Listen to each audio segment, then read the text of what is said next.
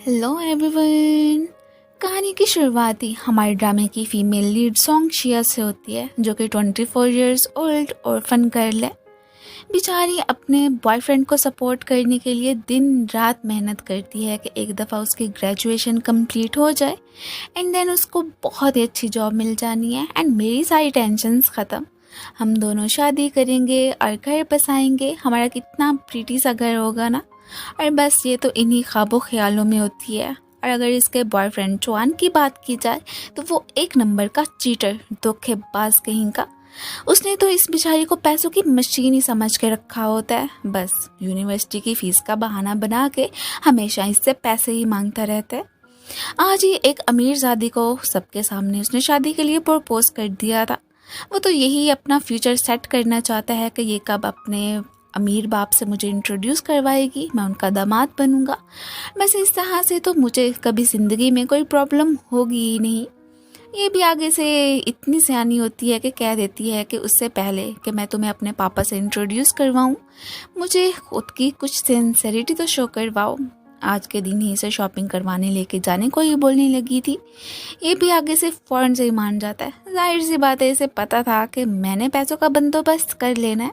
सोंगशिया है ना मेरे चुंगल में फंसने के लिए।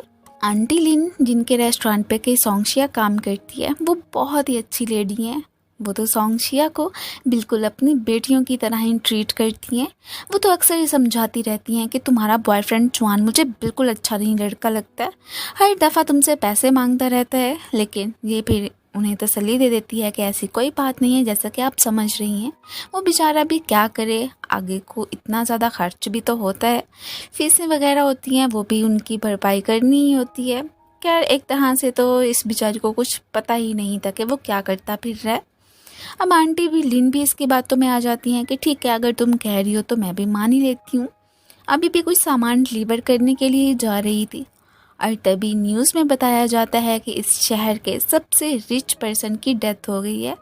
उनके मरने के बाद ही उनका इकलौता बेटा लू जैन ही सब कुछ संभालेगा। इसी के साथ ही सीन शिफ्ट होता है लू जैन की तरफ। मीन के हमारा हीरो बहुत ज़्यादा ही हैंडसम है। अपने पापा की डेथ का सुनते ही कंट्री वापस आ गया था और असिस्टेंट ही इसे कॉल करके बता रहे होते हैं कि आपको लेने के लिए ड्राइवर एयरपोर्ट पे पहुंच आया है, बाकी आपके पापा की फ्यूनरल का अरेंजमेंट कर दिया गया है। ये कह देता है कि नहीं, टाइम वेस्ट करने की ज़रूरत नहीं है, मैं खुद ही आ रहा हूँ। अब जैसे ही बाइक पे जा रहा था तो इसकी बाइक की टक्कर हो जाती है सोंगशिया की स्कूटी के साथ। अब उस पर गुस्सा तो कर रहा था कि देखो तुम्हारी वजह से क्या नुकसान हो गया, तुम्हें स्कूटी चलानी नहीं आती है। बट जैसे उसकी नज़र सोंगशिया पे पड़ती है, यूँ मानो कि इसे उससे फर्स्ट साइट लव ही हो गया हो। सारा गुस्सा ही ख़त्म हो जाता है इसका। वो तो इसे खुद को कंपनसेट करने को ही बोलने लगी थी कि मैं कुछ फूड डिलीवर करने जा रही थी और तुम्हारी वजह से मुझे लेट हो गई है, अब पैसे तो तुम्हें देने पड़ेंगे। वो भी बहुत सारी मनी से पकड़ा देता है। ये भी जो कि इसे पैसे चाहिए होते हैं वो रख लेती है, मीन के जितना इसे नुकसान हुआ था बाकी के इसने इसे वापस कर दिए थे। और इसके यही ईमानदारी को देखते हुए वो तो और ज़्यादा ही इसके प्यार में पड़ जाता है कि ये कितनी ज़्यादा अच्छी लड़की है।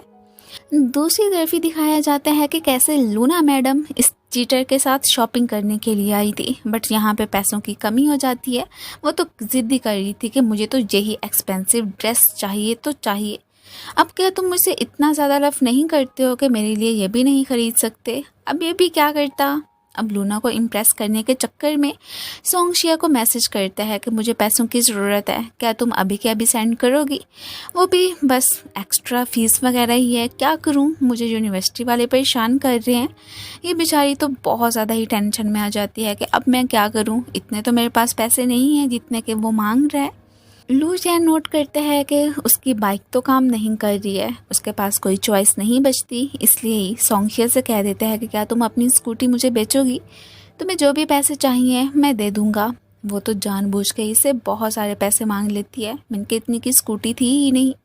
खैर, उसने जल्दी से इसके अकाउंट में पैसे तो ट्रांसफ़र कर लिए थे, लेकिन यहाँ पे मन में सोच रहा होता है कि ये लड़की तो एक नंबर की गोल्ड डिगर ही ठहरी। मीन के देखो कैसे मेरी मजबूरी का फ़ायदा उठा के मुझसे पैसे ही ले रही थी।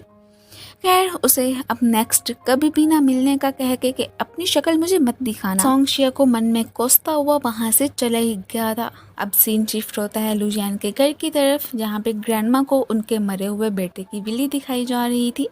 इससे पहले कि ये पढ़ते लुजियान की भी एंट्री हो जाती है। अब वो कह देता है कि मेरे सामने ही सारी अनाउंसमेंट कर दी जाए कि सब कुछ मेरा ही है। ऑब्वियसली सी बात है, मेरे पापा मेरे नाम ही करके गए होंगे। अब जैसे ही लॉयर अंकल विल को पढ़ते हैं तो इन्हें मालूम हो जाता है कि एक्चुअली में सारी प्रॉपर्टी वो अपने बेटे के नाम करने को तो तैयार थे, बट वो एक शर्त रख के गए हैं। और वो कंडीशन ये होती है कि लुजियान को 1 महीने के अंदर अंदर उनका जो फर्स्ट लव था उसकी बेटी से शादी करनी पड़ेगी। अगर 1 मंथ के अंदर अंदर ये उनके फर्स्ट लव की बेटी सॉन्ग शिया से शादी ना कर पाया तो इसे कोई भी प्रॉपर्टी नहीं दी जाएगी और ऑटोमेटिकली जो भी सारी प्रॉपर्टी है वो सॉन्ग शिया के नाम ही हो जानी है। ये सब कुछ सुन के सभी को बहुत ज़्यादा ही गुस्सा आ रहा होता है कि ये क्या बात हुई, यहाँ पे तो पापा मेरे साथ बिल्कुल भी ठीक नहीं करके गए, इसने तो साफ मना कर दिया था। ग्रैंडमा भी काफ़ी ज़्यादा चिढ़ रही होती है कि ये भला कौन सी शर्त रख के गए हैं, मीन अभी तक पापा ने अपने फर्स्ट लव को भुलाया ही नहीं था, ये क्या बात हुई। उनका एक बेटा हो गया, उनके आगे शादी भी हो गई, बट नहीं, उन्हें तो चिंता थी तो सिर्फ और सिर्फ अपने फर्स्ट लव की और उनकी बेटी की। अब ये सारा कुछ तो लुजियान के अंकल भी सुन रहे होते हैं, उनके नाम तो खैर कुछ भी नहीं था, इसलिए इसी बात का सबसे ज़्यादा गुस्सा होता है उन्हें। जैसे ही ये सॉन्ग शिया की प्रोफाइल को देखते हैं तो इसे याद आता है कि ये तो वही लड़की है जिसे कि मैं आज ही मिला था। अब तो उसने अपना इरादा चेंज कर लिया था कि गोल्ड डिगर कहीं की, ठीक है मैं भी इससे शादी करने के लिए तैयार हूँ, लेकिन सारी प्रॉपर्टी हथियाने के बाद ही उसे डिवोर्स दे दूंगा। इस तरह से उस गोल्ड डिगर को तो मुझसे कुछ भी नहीं हासिल होगा। इसने भी फुल प्लान बना के रखा होता है, काफ़ी सारी मनी को लेके जहाँ पे कि वो काम करती है बाहर ही आ गया था। साथ में इसका कज़न भी होता है शू, जो कि यही कह रहा था कि मुझे नहीं लगता है कि वो लड़की इतनी आसानी से आपके साथ शादी करने के लिए मानेगी। क्या आपको लगता है कि आपका ये प्लान काम करेगा? ये भी कह देता है कि हाँ बिल्कुल, तुम उसे नहीं जानते, 1 नंबर की गोल्ड डिगर है। इतने सारे पैसों को देख के उसने फ़ौरन से ही मान जाना है। अब यहाँ से जाते हुए अचानक ही इसकी टक्कर सॉन्ग शिया से हो गई थी, इसके तो सारी ड्रेस ही ख़राब हो जाती है। इन सारी बातों को इग्नोर करके जैसे ही रेस्टोरेंट पे आते हैं, आंटी लिन तो इतने रिच पर्सन को देख के बहुत ज़्यादा ही सरप्राइज रह गई थी कि आज ये सूरज कहाँ से निकला था, कि देखो कौन मेहमान आए हैं हमारी तरफ। अब ये पूछ लेती है कि हाँ जी बताएं क्या काम था आपको मुझसे। वो तो डायरेक्टली ही इसे काफ़ी सारी मनी देने के बाद ही शादी के लिए प्रपोज कर देते हैं कि जब से मैंने तुम्हें देखा था ना कि मुझे तुमसे फर्स्ट साइट लव हो गया था, ये रीज़न काफ़ी रहेगा। क्या तुम मुझसे शादी करोगी? तुम्हें जितने भी पैसे चाहिए मैं देने के लिए तैयार हूँ। बट ये तो साफ मना कर देती है कि मुझे पैसे नहीं चाहिए। और पहले नंबर पे मैं बता दूँ कि मेरा ऑलरेडी एक बॉयफ्रेंड है, सो उसे चीट करके मैं तुमसे शादी करने का कैसे सोच सकती हूँ। हाँ मैं मानती हूँ कि आज के दिन मैंने तुमसे पैसे ज़्यादा ले लिए थे। अब आंटी लिन से कुछ पैसे उधार मांगने के बाद ही जो कि इसने एक्स्ट्रा मनी ली थी वो उसे वापस कर देती है। सॉन्ग शिया का ये रिएक्शन एंड एटीट्यूड देख के एकदम शॉक ही रह जाता है कि ये क्या, मैंने तो समझा था कि ये गोल्ड डिगर होगी, बट नहीं, इसने तो वो जो पैसे मुझसे लिए थे वो भी वापस कर दिए हैं। इतनी आसानी से तो मेरा काम बनने वाला नहीं है। यहाँ से वापसी पे भी अब शो भी कह रहा होता है कि आपने तो कहा था कि वो लड़की मान जाएगी, बट पैसों पे भी वो नहीं मानी है। सो नेक्स्ट आपका क्या प्लान है? खैर जो भी था, इसने हर हाल में उसका दिल जीतने का तो फैसला कर ही लिया होता है कि चलो कोई बात नहीं है। और बाकी रहा उसका बॉयफ्रेंड, ज़रा उसका पता तो चलाओ कि वो रहता कहाँ पे है और क्या करता है। अब जो भी सारी बातें हैं मैं वो कुछ सोच समझ कर ही चाल चलूँगा। अब इन लोगों ने तो उसकी इन्वेस्टिगेशन करना स्टार्ट कर दी थी और खबर मिल ही गई होती है कि कैसे वो तो किसी अमीर शादी को ही अपने चुंगल में पंसाई फिर रहा है। अब जैसे ही रात को साथ में खाना खा रहे होते हैं तो अब फिर से उसकी एक और जिद सामने आ जाती है कि मैं एक पार्टी में जाना चाहती हूँ और उसकी टिकट्स तो मिलना बहुत ही मुश्किल है। सो क्या तुम उसकी टिकट्स बाय करोगे? उसके लिए भी तो इन्हें पैसों की ज़रूरत थी ही सही। अब ये तो बहुत ज़्यादा परेशान हो जाता है कि उनका अरेंज कहाँ से करूँगा। आज के दिन वैसे ही शिया से पैसे मांग लिए हैं। अब बहुत सोचने समझने के बाद ही लालची किस्म का बंदा सोंगशिया को कॉल मिलाता है। यही कहने लगा था कि मुझे इमरजेंसी हो गई है, प्रोफेसर ने एक प्रोजेक्ट पे काम करने को बोला है और उस पर कुछ पैसे भी खर्च करने ही हैं। इसके बाद पक्का मुझे अच्छी कंपनी में जॉब मिल जाएगी, क्या तुम पैसे दोगी मुझे? वो हैरान होती है कि मेरे पास इतने सारे पैसे तो नहीं है, मैं कहाँ से अरेंज करूँगी। ये भी कह देते हैं कि वो जो तुम्हारा घर था तुमने बेचा था ना, उसके कुछ पैसे तो होंगे ही सही, लेकिन वो इतने नहीं थे कि वो इसकी ज़रूरत को पूरा कर पाती। बेचारी बहुत ही समझाने की कोशिश करती है, बट ये नहीं मान रहा होता कि मुझे पैसे चाहिए तो बस चाहिए। उसके बाद पक्का ही मैं तुमसे शादी भी करूँगा, हम बाद में घर भी ले लेंगे, मुझे एक अच्छी जॉब मिल तो जानी ही है। अब इन्वेस्टिगेशन करने पे लू जैन को मालूम हो गया था कि वो जो इसके प्यार में इतनी पड़ी हुई है कि उसने मुझे रिजेक्ट किया, वो तो एक नंबर का धोखेबाज और लोफर बंदा है। खैर कोई नहीं है, इसे तो मैं उसके सामने एक्सपोज कर दूंगा और इसके बाद दिल बर्दाश्त हो के वो तो मेरी ऑफ़र को एक्सेप्ट कर ही लेगी। लेकिन फ़िलहाल अभी उसे ये बताना सही नहीं रहेगा, उसे अपनी आंखों से दिखाऊंगा कि कैसे वो इसे चीट कर रहा है। अब फिर से अपने कज़न शू, जो कि इसका बेस्ट फ्रेंड भी है, उसे कहने लगा था कि फुल तैयारी करो, अभी के अभी हम सोंगशिया के पास ही जा रहे हैं। ये बेचारी टेंशन में ही और खोई खोई सी होती है कि मैं इतने सारे पैसों का अरेंज कहाँ से करूँगी। और आंटी लिन्नी से खोया खोया देख के पूछ लेती हैं कि तुम्हें क्या हुआ है। इससे पहले कि ये कोई भी अपनी बात को बताती, तभी धमाकेदार एंट्री हो गई थी हमारे हीरो की भी। आंटी लिन भी हैरान होती हैं कि आज फिर से क्या करने के लिए आ गया। वो दोबारा से ही एक ऑफ़र लेके आया था कि मैं जानता हूँ कि शायद तुम्हें पैसों की ज़रूरत है, अगर तुम ये ऑफ़र एक्सेप्ट कर लोगी तो तुम्हारा ही फ़ायदा होना है। ये तो साफ मना कर रही होती है कि मैंने पहले भी कहा है कि मैं तुमसे शादी करने के लिए तैयार नहीं हूँ, मेरा बॉयफ्रेंड है। तो कह देता है कि हाँ, तुम्हारे बॉयफ्रेंड से रिलेटेड ही बात है, मैं जानता हूँ कि वो एक प्रोजेक्ट पे काम कर रहा है। खैर ये सारी बातें मालूम करवाना तो मेरे बाएं हाथ का खेल है, और अगर तुम्हें उस प्रोजेक्ट के लिए पैसे चाहिए तो मैं देने के लिए तैयार हूँ, बट मेरी यही कंडीशन है कि तुम्हें मेरे साथ एक जगह पे चलना होगा। ये भी अब मान ही गई थी कि ठीक है, मैं तुम्हारे साथ चलने के लिए तैयार हूँ, बट उसके बाद मुझे तंग नहीं करोगे ना। अब जो भी उसने इसे पैसे दिए थे जल्दी से अपने बॉयफ्रेंड को ट्रांसफ़र कर देती है। शू तो लू जैन से यही कह रहा था कि आप डायरेक्ट ही उसे फ़ोटोज़ दिखा देते कि कैसे वो किसी और लड़की के साथ घूम रहे तो इतना बड़ा मसला क्रिएट ना होता, क्योंकि वो आसानी से मान जाती है आपकी बात। बट ये मना कर रहा होता है कि नहीं, जब तक कि बंदा अपनी आंखों से देख ना लेना तब तक तो उसे बिल्कुल भी यकीन नहीं आएगा। हो सकता है कि वो मुझे झूठा ही समझे कि मैं जानबूझ के ही इसे इसके बॉयफ्रेंड के खिलाफ ही भड़का रहा हूँ। जब अपनी आइज़ के सामने देखेगी ना, फिर से यकीन हो ही जाना है। ये तो एक होटल में थे, इसने फाइनली टिकट्स बाय कर ली थी और दोनों ही बहुत ज़्यादा ही खुश होते हैं। अब जैसा कि इसने शर्त रखी थी कि तुम्हें मेरे साथ होटल जाना है, ये भी पहुंच आए होते हैं। बट आगे आगे से पता चलता है कि जिस रूम में अभी अभी लूना और चुआन मौजूद थे वो तो जा चुके हैं। ये गुस्सा करके ही जाने लगी थी कि आप क्या सोच समझ के मुझे यहाँ पे लेके आए थे। इसने बता दिया था कि मैं तुम्हें दिखाना चाहता था कि कैसे तुम्हारा बॉयफ्रेंड किसी और लड़की के साथ है, बट वो मना कर देती है कि ऐसा हो ही नहीं सकता। चुआन भला मुझे क्यों धोखा देगा। ये दोनों तो अपनी नौटंकियां करने के लिए वॉशरूम में ही घुस आए थे। सारी लड़कियां भी परेशान हो रही होती हैं कि ये देखो ज़रा, डे लाइट में ऐसे कौन करता है। वो तो बहुत ज़्यादा ही कोसती हुई चली गई थी और उनके पीछे पीछे ही सोंगशिया आती है। अब जैसे ही नोट करती है कि यहाँ पे तो चुआन का फ़ोन गिरा पड़ा है, वो हैरान तो होती है कि ऐसा नहीं हो सकता, वो भला वॉशरूम में किसी और लड़की के साथ क्यों होगा। अब जैसे इस नंबर पे कॉल मिलाती है तो यहीं से ये आवाज़ आ रही थी। कॉल आती देख के चुआन भी वॉशरूम से बाहर निकलता है। अब तो पक्का पक्का ही ये दोनों पकड़े ही जा चुके थे। उसे देख के ये पूछने लगी थी लूना मैडम कि ये लड़की कौन है, तो आगे से झूठ बोल देता है कि हाँ कोई है जो कि मेरे पीछे पड़ी हुई है।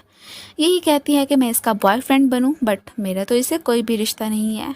ऐसे ही खामखा में हाथ धो के मेरे पीछे पड़ गई, मैं तो इससे बिल्कुल भी पसंद नहीं करता हूँ। ये अब रोने ही लगी थी कि क्या कह रहे हो चुआन, तुमने तो खुद मुझसे वादे किए हुए हैं कि हम दोनों शादी करेंगे, इवन के बॉयफ्रेंड एंड गर्लफ्रेंड भी हैं। इसके बाद ही हमें फ्लैशबैक का सीन दिखाया जाता है कि कैसे इसके मम्मी पापा की ग्रेव पे आके उसने प्रॉमिस किया था कि मैं हमेशा ही तुम्हारा ख्याल रखूँगा, और अब देखो अपने प्रॉमिसेस से ये मुकर रहा है। ये तो बहुत ज़्यादा ही इमोशनल हो गई थी कि ठीक है मैं मानती हूँ कि तुम मुझे चीट कर रहे हो, बट ऐसा तो नहीं कह सकते हो ना कि जैसे कि मैं तुम्हारे पीछे हाथ धो के पड़ गई हूँ। हालांकि ऐसी कोई बात ही नहीं है, खुद पहले ही तो तुम मेरे पास आए थे। अब यहाँ पे वो तो नहीं मानने को तैयार होता कि यही लड़की झूठ बोल रही है, क्योंकि लूना को नाराज़ नहीं कर सकता था। अब यहाँ पे इसे भी आइडिया आता है, जो कि वॉइस मैसेजेस ये उसे सेंड क्या करता था, लूना के सामने ही स्पीकर ऑन करके अपने मोबाइल पे चला देती है कि इसने उससे प्रॉमिसेस किए हुए थे, हमेशा उससे पैसे भी लेता था।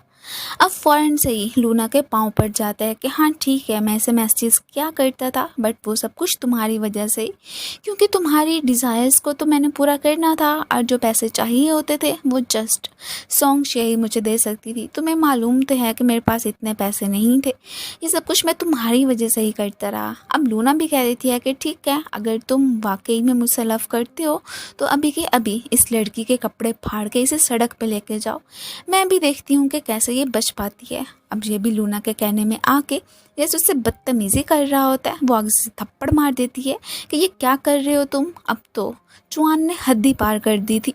इससे पहले कि मज़ीद उससे बदतमीज़ी करता, हमारे हीरो की भी एंट्री हो जाती है। बस यही मौका था, वो तो उसका दिल जीतना चाहता था। यहाँ पे लूना और चुआन दोनों ही इसके गार्ड्स के हाथों पकड़े ही जा चुके होते हैं। लू जैन तो इन दोनों को ही हैरेसमेंट के केस में पुलिस स्टेशन ही पहुँचाना चाहते थे, बट अब बहुत ज़्यादा मिन्नतें कर रहा होता है कि ठीक है, हम नेक्स्ट टाइम ऐसी हरकत नहीं करेंगे, हमें छोड़ दो, वैसे भी हमारा तो अब सॉन्ग शेयर से कोई भी वास्ता नहीं है। अब ये भी कह देती है कि ठीक है, वैसे भी अब मज़ीद लू जैन की फेवर नहीं लेना चाहती थी कि पुलिस को बुलाने के लिए भी तो इसी की हेल्प चाहिए, पहले भी ये मेरी बहुत ज़्यादा हेल्प कर चुका है। ये दोनों तो फिर फ़ौरन से जान छूटने के बाद ही वहाँ से भाग गए होते हैं। उनके जाने के बाद ही लू जैन कह देता है कि देखो, इतनी आसानी से तो वो जेल जा सकते थे, बट तुमने मना क्यों कर दिया? क्या अभी भी तुम चुआन को पसंद करती हो? मैंने क्या अभी भी उसे लेके तुम्हारे दिल में फीलिंग्स है? ये कह देती है कि बिल्कुल भी नहीं, मैंने तो इसलिए उन्हें जाने दिया है कि ऐसे ही खामखा मैं आप पे बोझ क्यों बनूं, क्योंकि पुलिस को आपने ही बुलाना था। अब ये उसे उठाता हुआ अपनी जगह पे आ गया होता है कि आज की रात वो दोनों पार्टी में जा रहे हैं ना, हम वहाँ पे जाके उन्हें अच्छा खासा मज़ा चखाएंगे। अब देखती जाओ कि आगे आगे होता क्या है। बाकी कुछ एक्सपर्ट्स को इसने इधर ही भेज दिया था कि इसका मेकओवर करते हैं, और यहाँ पे इसे इतना ब्यूटीफुल सा तैयार करते हैं कि हमारे हीरो तो इससे नज़र हटा ही नहीं पाता। एक्चुअली में वो तो इसे बहुत ज़्यादा पसंद करने लगा था, बस अपनी ये फीलिंग्स उसके सामने शो नहीं करवाता। एक ब्यूटीफुल सा नेकलेस भी उसे पहना देता है कि तुम ऐसे ही आज के दिन मेरी गर्लफ्रेंड बन गई, पार्टी में जाओगी। अब चुआन को भी तो अंदाज़ा हो ना कि उसने किस डायमंड को खोया है। नेक्स्ट ही हमें लूना और चुआन को दिखाया जाता है। पार्टी में आने के बाद भी वो इसे स्टिल मनाई जा रहा था कि जो होना था हो गया, अपनी नाराज़गी ख़त्म कर भी लो ना, और अपने पापा से भी अब मिलवा दो मुझे, मैं कितनी ज़्यादा रिक्वेस्टें कर रहा हूँ। दोनों के बीच बहस चल ही रही थी कि तभी पार्टी में अनाउंसमेंट की जाती है कि जो भी अब आप लोगों को पोस्टर्स दिए जा रहे हैं, उसमें से जिसके पास भी रेड रोजेस निकलेंगे उन्हें इनाम दिया जाएगा। और वाकई में जवान के पास वो रेड रोजेस निकलते हैं। ये तो यहाँ पे सारा ही प्लान अरेंज किया गया था। आज की पार्टी तो हमारे हीरो ने ही की होती है। खैर, इस बात से तो जवान बिल्कुल ही बेखबर होता है। अब फिर जैसे कि इतने सारे पैसों से मिल गए थे, उसकी खुशी का कोई ठिकाना ही नहीं रहता। लूना भी खुश हो गई थी।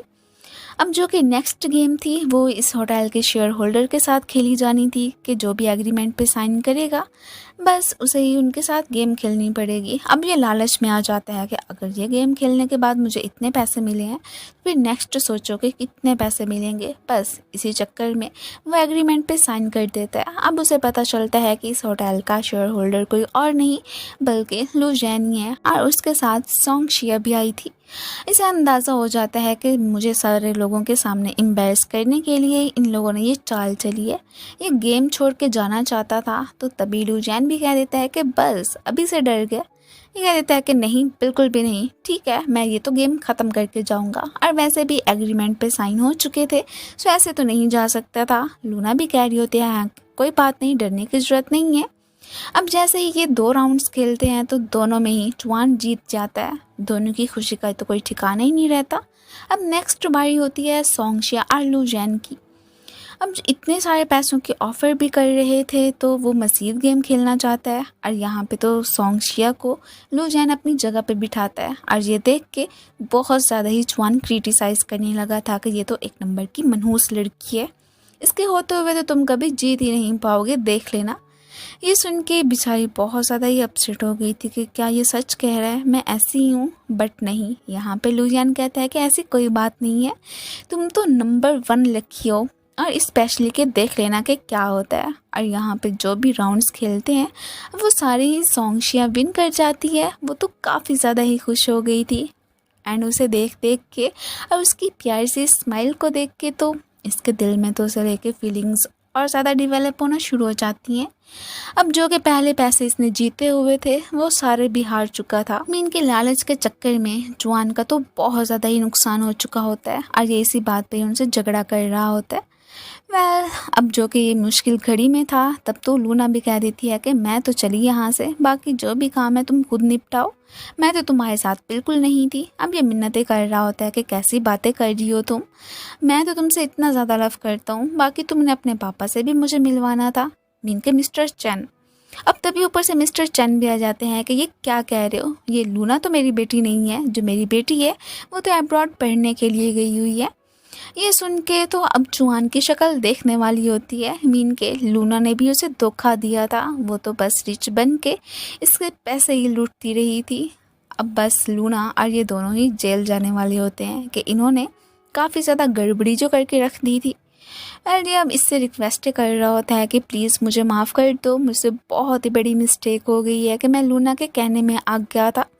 वैसे भी मैं फिर से प्रॉमिस करता हूँ कि अब तो पक्का पक्का हम दोनों शादी भी करेंगे, मैं तुम्हारे लिए घर भी बनाऊँगा, जॉब भी तलाश करूँगा, बस एक दफ़ा तुम मुझे माफ़ कर दो। बट ये माफ़ नहीं करने वाली होती क्योंकि जुआन ने जाहिर सी बात है इसका इतना ज़्यादा दिल दुखाया था, इसे कितनी बातें सुनाई थी। इसी के साथ ही हमें फ्लैशबैक का सीन दिखाया जाता है कि जब इसके मम्मी पापा की डेथ हुई थी तो तब इसकी एक आंटी से अपने घर पे लेके आई थी, इनके इसके अंकल भी होते हैं और आंटी भी। बट उन्होंने तो इस बेचारी के साथ बहुत ही बुरा सलूक करके रखा हुआ था, हमेशा ही नौकरानियों की तरह ही से बिहेव करते थे। इसे वो खाने का नहीं दिया जो कि वो खुद खाती थी। इसने यही सोचा था कि जब मेरा बॉयफ्रेंड होगा मैं अपनी लाइफ सेट करूँगी, उसके साथ पैसे कमाऊँगी। इसे तो कॉलेज जाने का भी मौका नहीं मिला कि अपनी पढ़ाई को छोड़ के ये सिर्फ और सिर्फ जुआन को ही सपोर्ट करती आई कि एक ना एक दिन ये एक बड़ा ऑफिसर बनेगा, इसकी जॉब लगेगी, उसके बाद ही हम दोनों प्यारा सा घर बनाएंगे, जो कि मुझे बचपन में घर नहीं मिला था लेकिन बड़े होके तो मैं इसके साथ हैप्पी लाइफ गुजारूंगी। बट नहीं, इसके सारे सपनों को ही चकनाचूर करके रख दिया था जुआन साहब ने। ये उसे बिल्कुल माफ़ नहीं करने वाली होती है। अब यही सारी बातें सुन के तो लुजियान को भी बैड फील हो रहा था। उसे इतना भी पता चल जाता है कि जो स्कूटी के इसने उससे पैसे ज़्यादा लिए थे उसके पीछे भी जुआन का हाथ था, क्योंकि वो उसे फोर्स करता था कि मुझे पैसों की ज़रूरत है, मुझे पैसे दो। बहुत ज़्यादा बुरा लग रहा होता है इसे। खैर, जहाँ तक कि ये उससे माफ़िया मांग रहा होता है बिल्कुल भी माफ़ नहीं करती है। इसकी हालत तो बिल्कुल डॉगीज़ जैसी ही हो गई थी।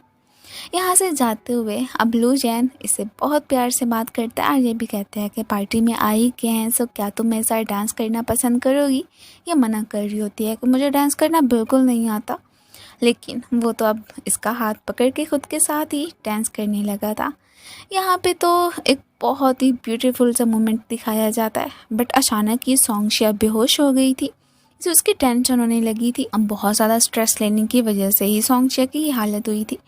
डॉक्टर ने तो मज़ीद उसे रेस्ट करने का बोल दिया था। उसका ख्याल रखने के लिए ये आंटी लिन को कॉल करके यहाँ पे बुला लेते हैं और उन्हें कुछ पैसे भी देने लगा था कि बस थोड़ी बहुत सॉन्गशिया के सामने आप मेरी तारीफ़ कर देना, बस यही काफ़ी है मेरे लिए। एंड ये कहता वो वहाँ से चलता बनता है। उसके जाने के बाद ही सॉन्गशिया को होश आ जाता है कि मैं किधर हूँ। खैर, उसे तो कुछ भी याद नहीं था। अब आंटी लिन सारी बात का बताने लगती हैं कि कैसे तुम्हारी तबीयत बिगड़ गई थी, लुजियानी तुम्हें हॉस्पिटल लेकर आया था, उसने खुद मुझे कॉल की है कि तुम्हारा ख्याल रखने के लिए मैं फिर फ़ौरन से यहाँ पे आ गई। कुछ पैसे भी दे के गया है कि तुम्हें काफ़ी रहेंगे, मीन के कुछ अरसे तक तुम यहाँ पे अपना अच्छे से आराम सुकून से रह सकती हो।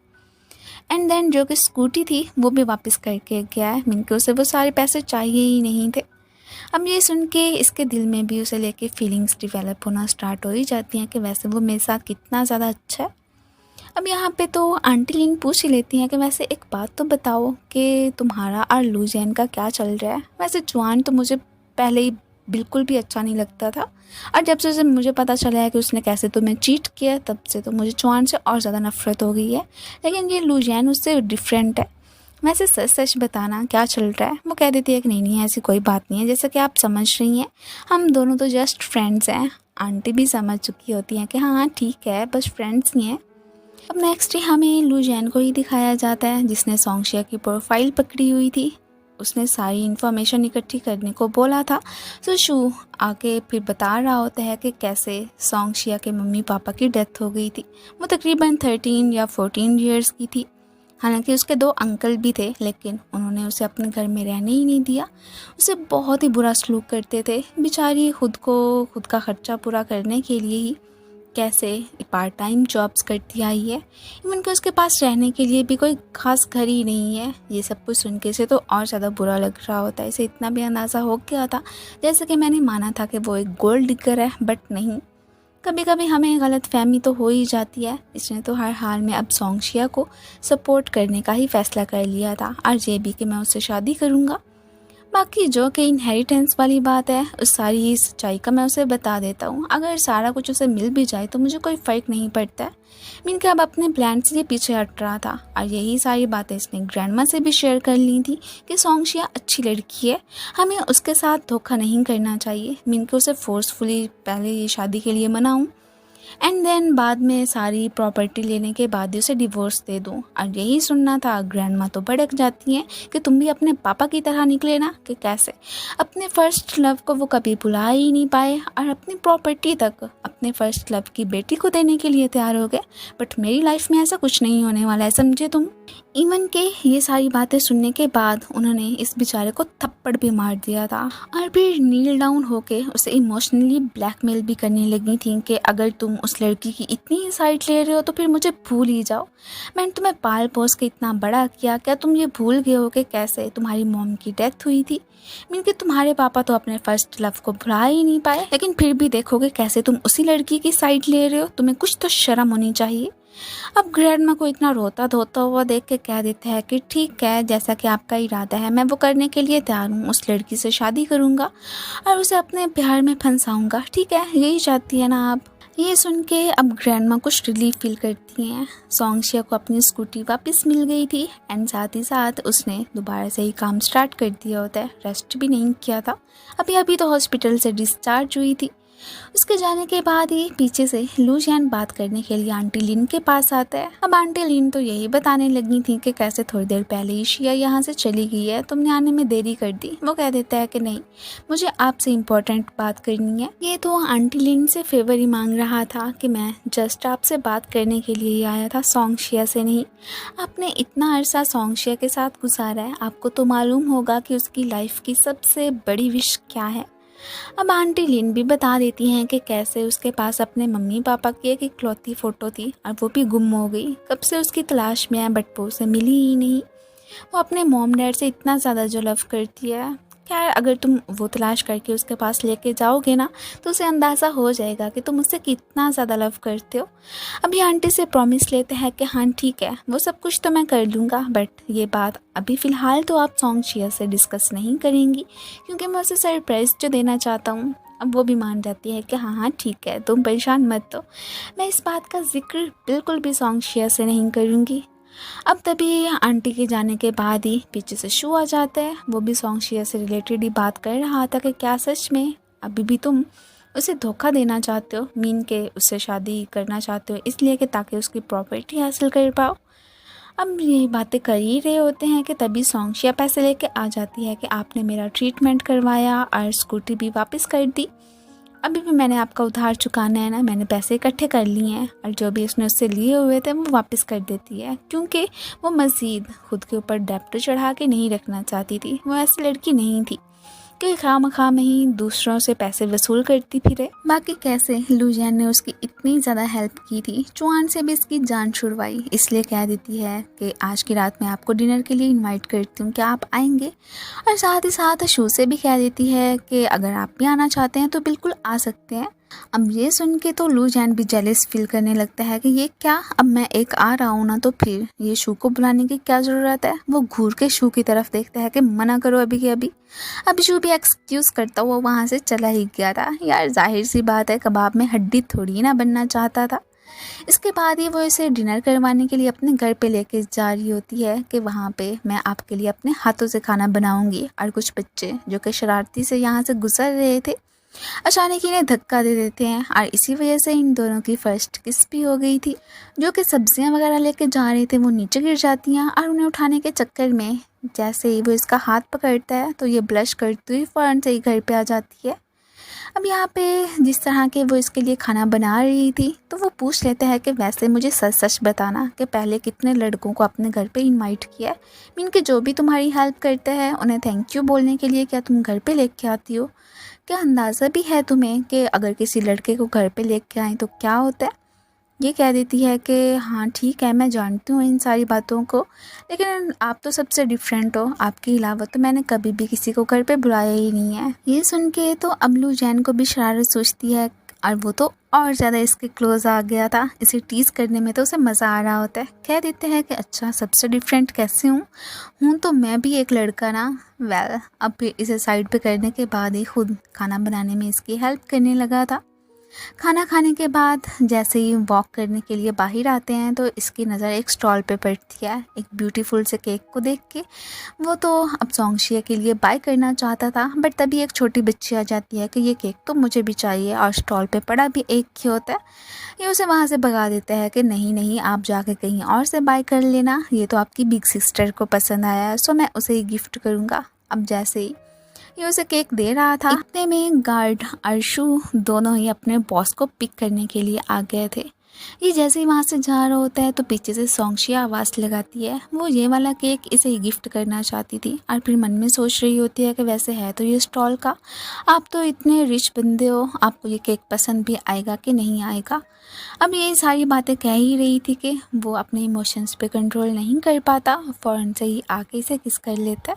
और ये सीन देख के यहाँ पे शू का रिएक्शन तो चेक करने वाला था। ये सब कुछ तो इतना ज़्यादा जल्दी हुआ था कि सोंगशिया के हाथ से वो केक भी नीचे ही छूट जाता है और वो वहाँ से भाग गई थी। वेल शू को तो अंदाज़ा हो गया होता है कि इसका मतलब है कि अब की बार कोई भी गेम नहीं खेल रहा है ये सोंगशिया के साथ। इसके दिल में हो ना हो उसे लेके कुछ ना कुछ तो है ही सही। सोंगशिया तो घर पे आके बहुत ज़्यादा ही ब्लश करने लगी थी एंड विंडो से भी देख रही होती है कि लू जैन अभी यहाँ से गया भी है कि नहीं।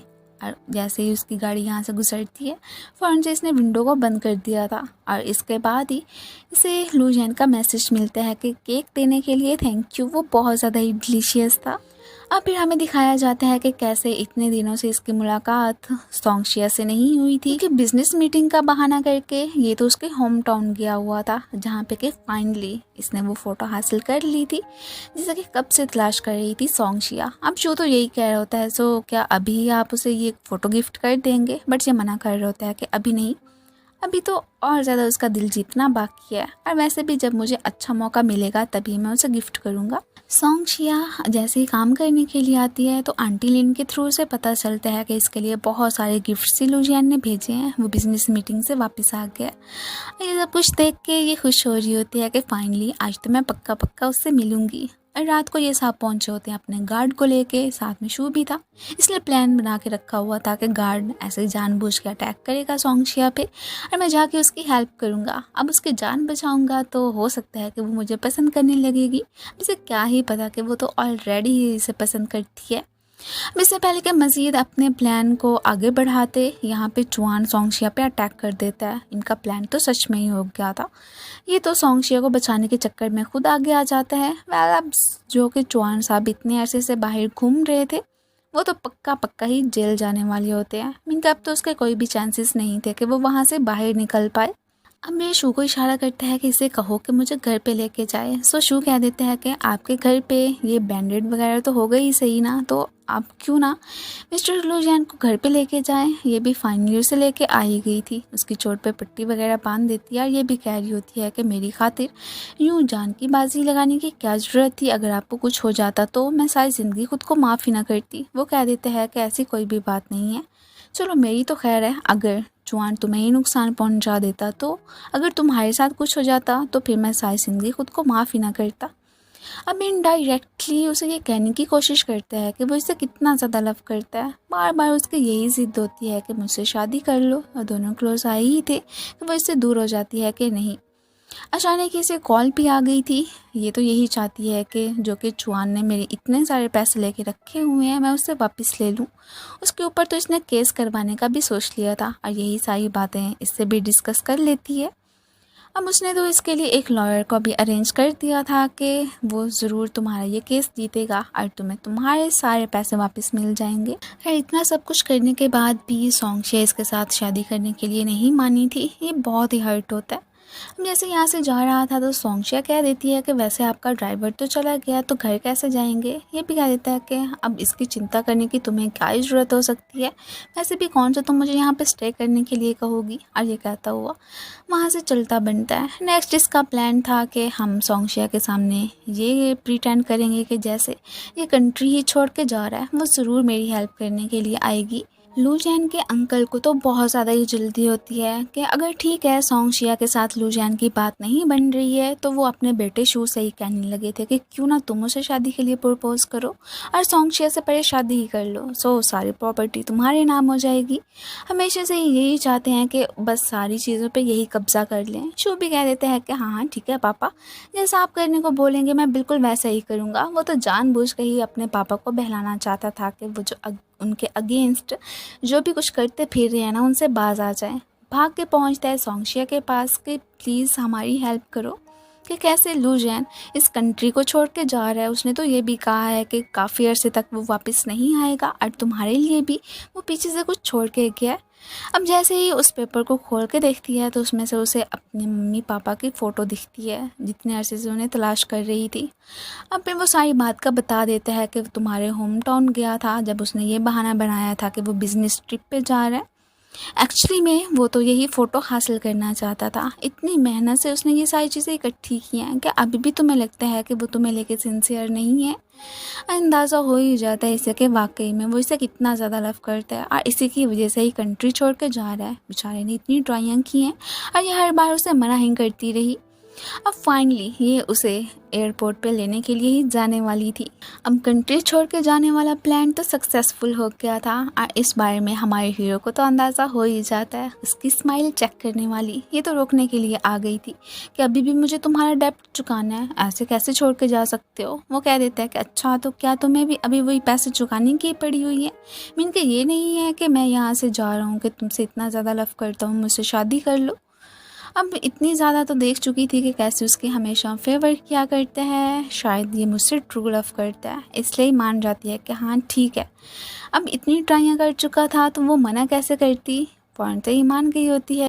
अपनी मैरिज तो आज के दिन ही रजिस्टर करवाने का सोच लेते हैं और चुपके से इधर इनकी एक बंदे ने पिक्चर्स बना ली थी जो कि अंकल को आके दिखा देते हैं। उन्हें तो अपने बेटे पे ही गुस्सा आ रहा था कि ये ज़रा मैंने उस निकम्मे के हाथ एक काम लगाया था कि सोंगशिया का दिल जीतो, बट नहीं, वो तो लू जैन के साथ मिला हुआ है। उसने सोंगशिया से अब शादी करने का फ़ैसला कर लिया।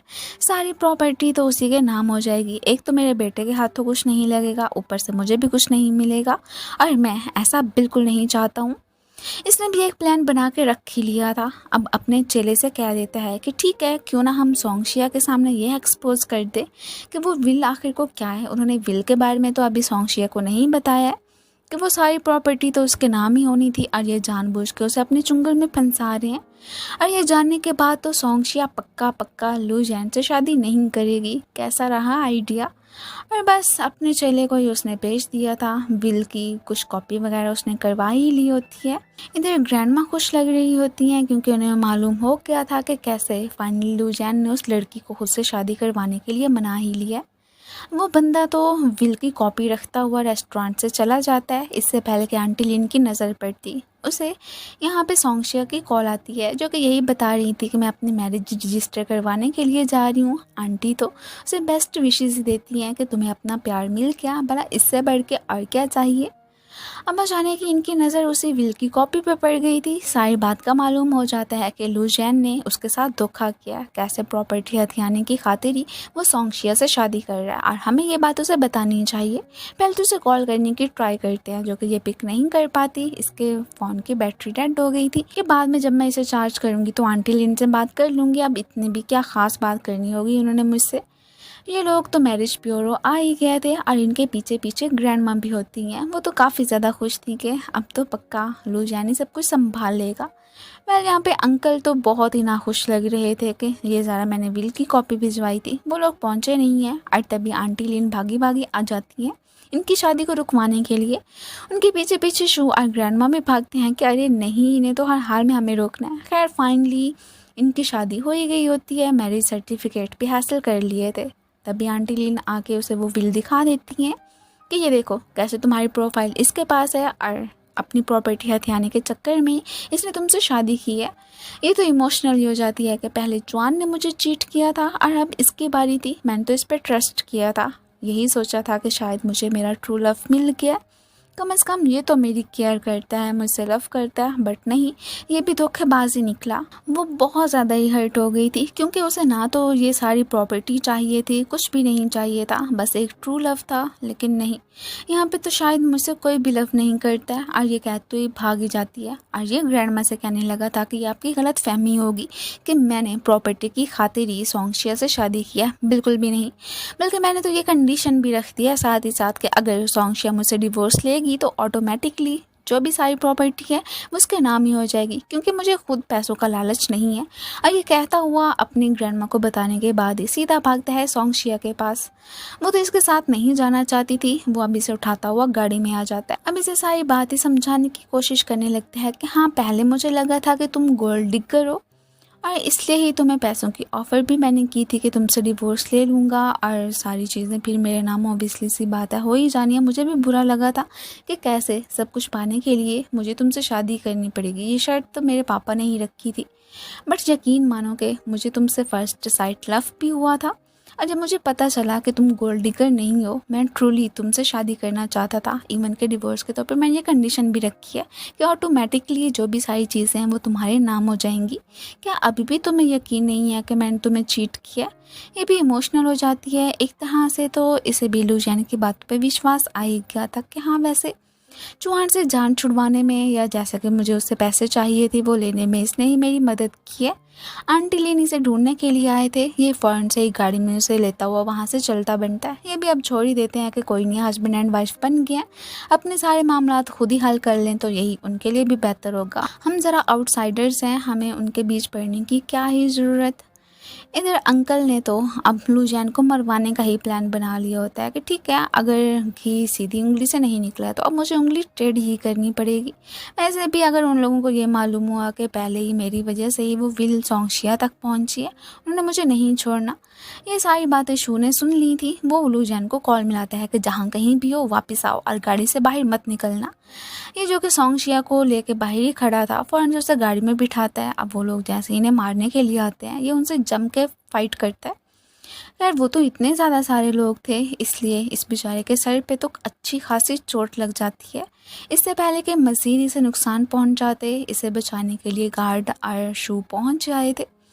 अब ये सोंगशिया से यही कह रहे होते हैं कि क्या तुम अभी भी मुझे माफ़ नहीं करोगी? प्लीज़ एक दफ़ा सोचना ज़रूर, मैंने ये सब कुछ तुम्हारे लिए ही किया था, मैं तुम्हें हर्ट नहीं करना चाहता था। उस विल के बारे में मैंने तो तुम्हें शादी के बाद ही बताने का फ़ैसला कर लिया था कि ये ना हो कि तुम्हें पहले बताऊं तो तुम मुझसे कभी शादी करो ही ना। सोंगशिया को परेशान देख के अब शू मन में सोच रहा होता है कि क्या मैं इसे बता दूं कि लूजान को कुछ नहीं होगा, उसने बुलेट प्रूफ जैकेट पहनी हुई थी, सो गोली तो उसे लग ही नहीं सकती। बट फिर रह नहीं देता है कि वो खुद ही बता देगा। खैर शुक्र है कि उसकी जान खतरे से बाहर थी। अब डॉक्टर के जाने के बाद ही सारी रात ही सोंगशिया इसके पास रह के उसका ख्याल रखती है। अब जैसे इसे होश आते हैं तो वो उसे हक भी कर लेती है। अब यहाँ पे तो वो स्टिल इससे कुछ टाइम मांग रही थी कि मैं अभी कुछ भी करने या बताने के हक में नहीं हूँ, फिर बाद में ही हम अपने रिश्ते के बारे में सोचेंगे, पहले इन सारे मामलात को तो हल कर लें। बेचारा शू आके अपने डैड के बिहाफ पे ही से अपोलोजाइज़ कर रहा था कि मेरे पापा ने ही तुम्हें मारने का प्लान बनाया था, प्लीज़ उन्हें माफ़ कर देना, वो तो बस प्रॉपर्टी हथियाने के चक्करों में थे, मैंने मना भी किया था बट वो नहीं माने थे। ये भी कह देते हैं कि तुम क्यों माफ़ी मांग रहे हो, इसमें तुम्हारी तो कोई गलती नहीं है। वो तो शू को बिल्कुल अपना भाई ही मानता है। इधर पापा को पता चलता है कि उनका प्लान फेल हो गया है और ये भी कि उनकी हकीकत सबके सामने आ चुकी है कि कैसे बिलपेश ने नहीं सोंगशिया को भेजी थी और दूसरे नंबर पे लू जैन को ख़त्म करने के भी इसी के ही इरादे थे। ग्रैंडमा तो काफ़ी ज़्यादा भड़क जाती हैं कि मैंने हमेशा तुम्हारे साथ अच्छा सलूक किया, मैं मानती हूँ कि तुम मेरे बायोलॉजिकल बेटे नहीं थे, तुम्हारे साथ इतना अच्छा रवैया रखा, तुम्हें कभी पैसों की कमी नहीं होने दी और स्पेशली तुम्हारे बेटे शू से भी मैं कितना ज़्यादा लव करती आई, बट नहीं, तुम्हारे दिल में तो हमें लेके हेट ही था।